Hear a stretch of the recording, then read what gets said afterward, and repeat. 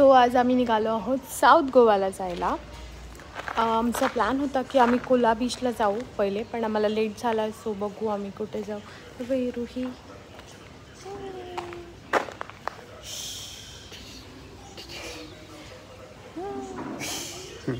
हाय हाय. Okay चलो बघूया कुठे जाऊ. सो फायनली आम्ही डिसाईड केलं आहे की आम्ही कोला बीचला जाणार आहोत, जे की अजून इथून 1 hour 47 minutes दाखवते आणि आम्हाला ऑलरेडी लेट झाला आहे आणि खूप ऊन आहे. सो बघू काय होतं आहे तिकडे. कसं ते रुही बघा इकडे बसली आहे. हां, आणि रुही झोपायच्या मार्गावर आहे कारण ती आता झोपणारच आहे. So stay tune.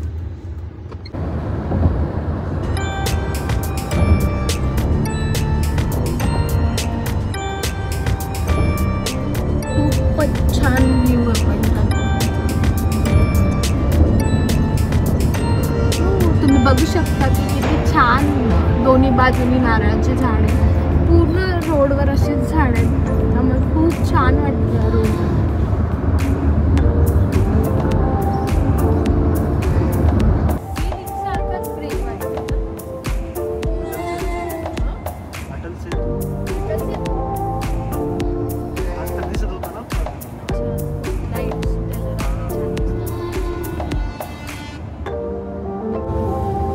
कोला बीचला जाण्यासाठीचा आपला शेवटचा 1-1.5 किलोमीटरचा रोड असा खूपच खराब आहे. म्हणजे लिटरली असं वाटत नव्हतं की इथून गाडी जाईल, बट जाते गाडी. थोडंसं आहे अवघड रोड पण जाते. म्हणजे अगदी तुमची छोटी गाडी असेल तर नाही प्रॉब्लेम होऊ शकतो, पण जाते. म्हणजे चालत जायची काही गरज नाही. पूर्ण रोड असाच आहे.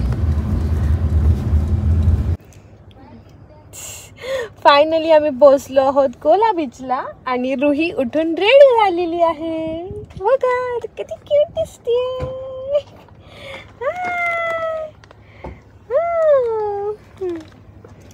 सो इथून थोडंसं चालत जायचंय पुढे, म्हणून आम्ही बाय वॉक जाणार आहोत. तर तिला तसंच घेऊन जायचंय.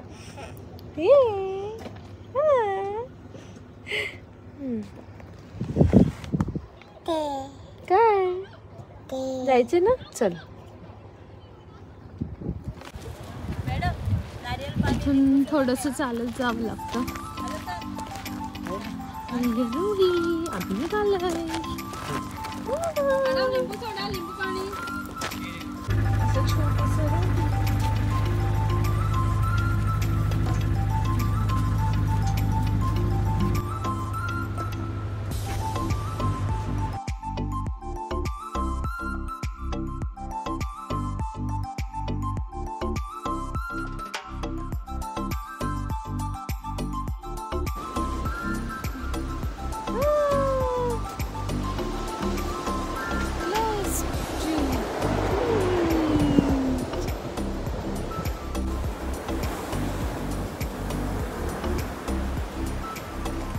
इथे ॲक्च्युली कायाकिंग खूप सुंदर आहे.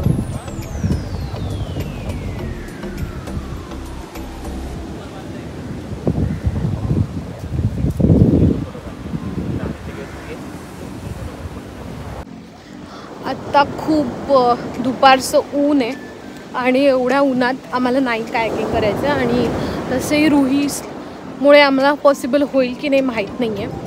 सो बघूया. पहिले आम्ही ठरवलं की आम्ही काहीतरी खाऊया, म्हणजे आम्ही लंच करू. आणि ते आहे थोडेफार शॅक्स, सो तिथे बसून आम्ही लंच करू आणि थोड्या वेळाने बघू काय काय करता येईल ते. बट खरंच व्ह्यू खूप छान आहे आणि तुम्ही बघू शकता कायाकिंगचा पण खूपच सुंदर आहे. ते 2 नारळाच्या झाडं साईडनी तिथून मधनं कायाकिंग खूप छान आहे. जमलं तर आम्ही नक्की करू. असे काही शॅक्स आहेत व तिथे आम्ही चाललोय. आणि इथे असा छानसा माउंटन व्ह्यू पण आहे, बघू शकता किती छान दिसतंय. फॅन नाही आहे इथे, पण नाही आहे. कुठे आहे फॅन? कुठे आहे फॅन? फॅनच नाही आहे इथे. इथे नसतो बडा फॅन. कसे लावायचे फॅन? फॅन कसे लावायचे? अशी आपण इथे नाही आहे फॅन. ए पप्पाचे पण काढलं तू. पप्पाला घाल. हा बाय बाय. मी पण घालतो. Bye bye.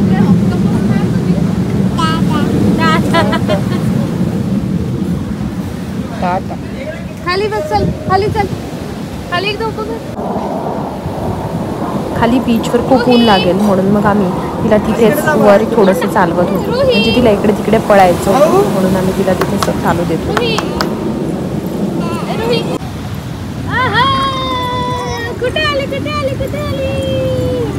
मला वाटतं एकदा की बाळांना चालता आलं की ते बिलकुलच बसत नाही. त्यांना सगळीकडे नुसतं चालायचंच असतं.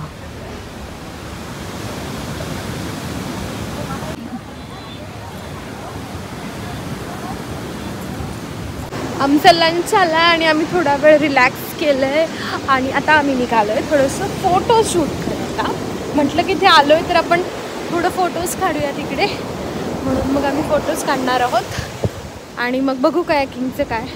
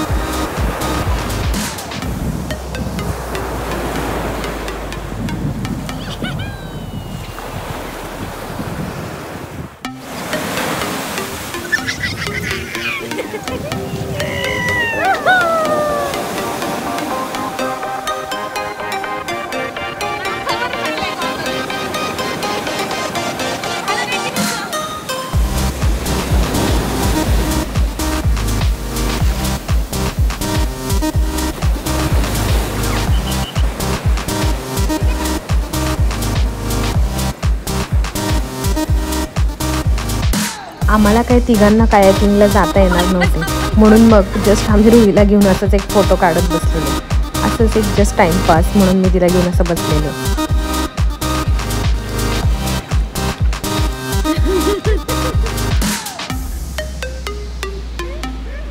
नाही पण रुही आणि मी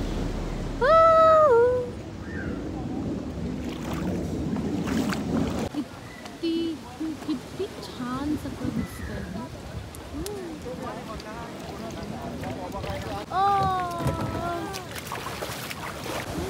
आम्ही शेवटी ठरवले की आमच्यापैकी एक जण जाऊ शकतोय कायाकिंगला. सो रुहीचे पप्पा एकटेच कायाकिंगला गेले.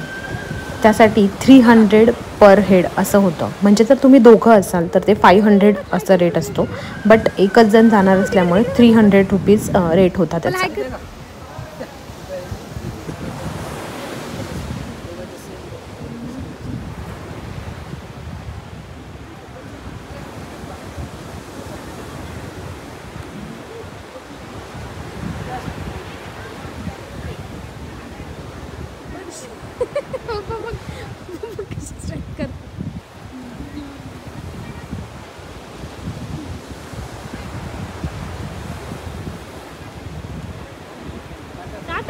पप्पा.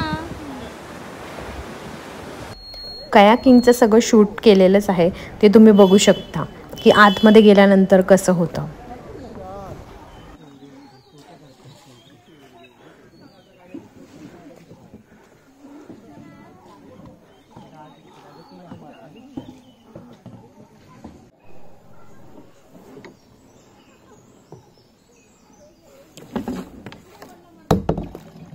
जितकं बाहेरून छान दिसतं तितकं आतमध्ये स्वच्छ नव्हतं. ते असं म्हणजे मी पण व्हिडिओमध्येच पाहिलं आहे आणि जे मी ऐकलं त्यावरून तुम्हाला सांगते की आतमध्ये छोटासा निमुळताच रोड होता आणि स्वच्छ नव्हतं फार काही. बट कयाकिंगचा एक्सपिरियन्स घ्यायला इट्स गुड. म्हणजे तुम्ही कयाकिंग करण्यासाठी जाऊ शकता.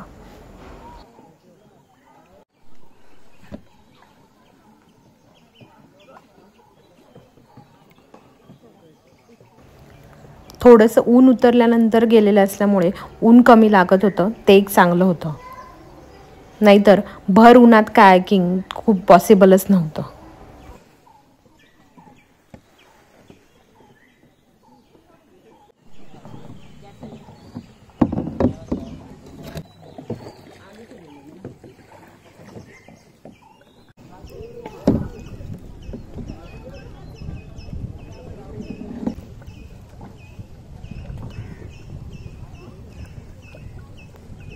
साधारण 30-40 मिनिटात पूर्ण कायाकिंग करून होतं.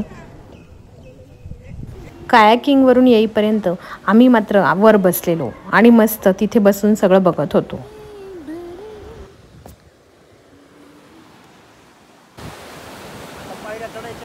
आम्ही निघालोय. रुहीचे पण कपडे चेंज केले कारण ती भिजली होती. मी पण चेंज केले. सकाळी आम्ही जाताना खूप ऊन होते म्हणून आम्ही इथे काही फोटो काढले नव्हते. पण इथला पण व्ह्यू खूप छान आहे आणि इथे सनसेट होत होता आणि त्यामुळे तिथे फोटोज खूप छान येत होते म्हणून आम्ही तिथे काही फोटोज काढले आणि आम्ही रिटर्नची जर्नी सुरू केली. ऑलरेडी मी सांगितल्याप्रमाणे रोड खूप जास्त खराब असल्यामुळे आम्ही लवकरच निघायचे ठरवले. फणस लागलेत बापरे झाडांना. दिसत आहेत की नाही माहीत नाही बट जातानाचा या ब्रिजवरून सुद्धा खूप छान व्ह्यू दिसत होता.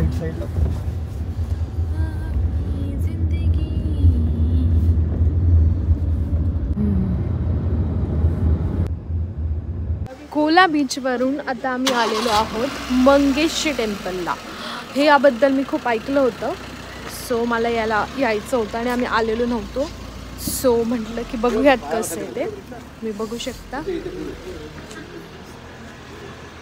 तुम्हाला दाखवते कसं आहे ते. खूप सुंदर आहे.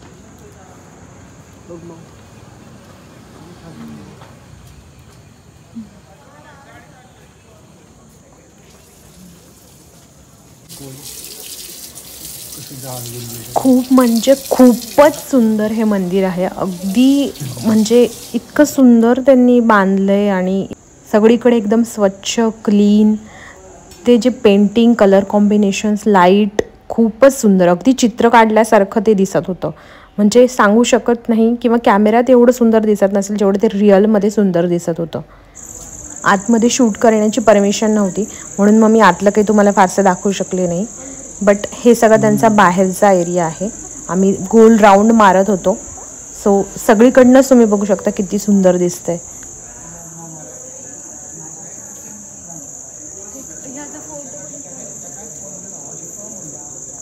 हळू हळू हळू. आई कुठे? मला फर्स्ट फेडावं लागतं तिच्यासाठी. हळू चल, हळू हळू हळू. इकडे इकडे इकडे.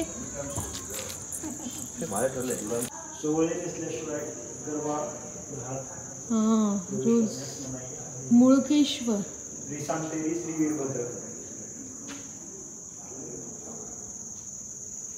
सातेरी इथं का नाही.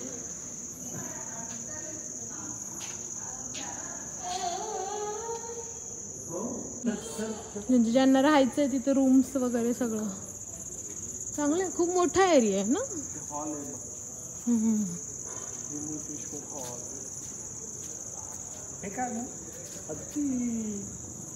हत्ती एलिफंट ट्विन कसं करतो एलिफंट. कॅन्टीन आहे मंदिराचं. सो बघू जर चहा मिळाला तर चहा घेऊ. खूप सुंदर मंदिर आहे. जर तुम्ही इकडे आलात गोव्यामध्ये तर नक्की व्हिजिट द्या. फोंडे म्हणून इथे आहे प्लेस, तिथे हे मंदिर आहे आणि बिलकुल गर्दी नाही आहे, काही नाही आहे आणि खूप शांत आहे, खूप छान आहे. आमचं खूप छान दर्शन झालं आहे आणि आता आम्ही चाललो आहे घरी, कारण आम्ही खूप थकलेलो आहोत आणि आता आम्ही घरीच निघणार आहोत. सो आमचा दिवस खूप छान स्पेंड झाला आजचा. सगळा तुम्ही बघू शकता, मी फोटोज टाकेलच. सो भेटूया आपण पुढच्या ब्लॉगमध्ये. तोपर्यंत तुमचं आई पण आणि बाई पण दोन्ही एन्जॉय करा. बाय.